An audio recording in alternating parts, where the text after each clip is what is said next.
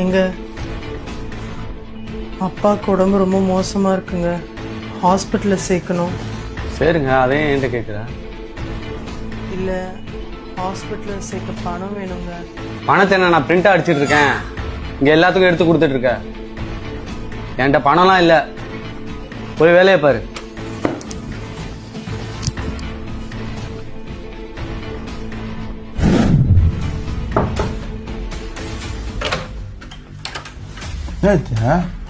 அண்ணா, அம்மா ஃபோன் பண்ணாங்க, அப்பாவுக்கு உடம்பு சரியில்லை, ஹாஸ்பிட்டலில் சேர்க்கணும்னு. ஒரு 50,000 ரூபாய் பணம் இருந்தால் கூடண்ணா. ஐயோ இல்லை நித்யா, நேற்று தான் நான் 20,000 ரூபா பணத்தை கொண்டு போய் லோனில் கட்டிட்டு வந்தேன். நீ மட்டும் பணம் கேட்குறது மட்டும் உங்கள் அன்னைக்கு தெரிஞ்சதுன்னு வச்சுக்குவேன், பத்திரவாளியாக மாறிவிடுவா.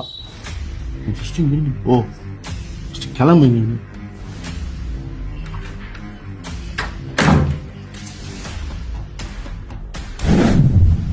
எங்க அம்மா ஃபோன் பண்ணாங்க, அப்பாவுக்கு ரொம்ப உடம்பு முடியலையா, ஹாஸ்பிட்டலில் சேர்த்தே ஆகணும்னு சொல்கிறாங்களாம். கொஞ்சம் பணம் ரெடி பண்ணுங்க. ஹே, உங்க அப்பாவுக்கு உடம்பு சரியில்லைன்னு சொன்னா உடனே பதற. அன்னைக்கு எங்க அப்பாவுக்கு நெஞ்சு வலின்னு சொல்லி அக்கௌண்ட்ல பணம் போட்டேனே, என்ன பண்ண ஞாபகம் இருக்கா?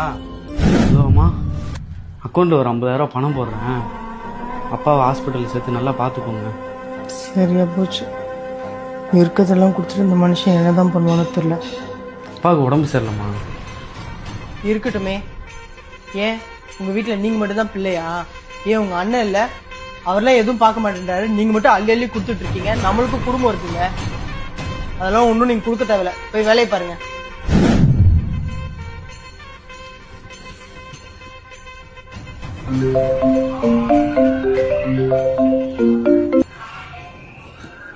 ஹலோ மா. வித்யா, அப்பாவை ஹாஸ்பிட்டல்ல சேர்த்தாச்சுமா, இப்ப நல்லா இருக்காரு. அப்புறம் மாப்பிள்ளைக்கு ரொம்ப நன்றி சொன்னேன்னு சொல்லுமா. இல்லம்மா, மாப்பிள்ளை வேலையெல்லாம் விட்டுட்டு வந்து அப்பாவை ஹாஸ்பிட்டல்ல சேர்த்தாருமா.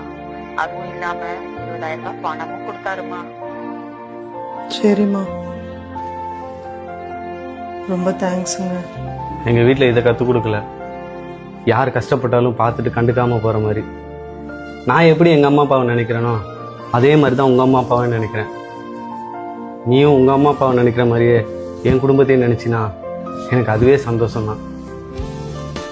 சரிங்க.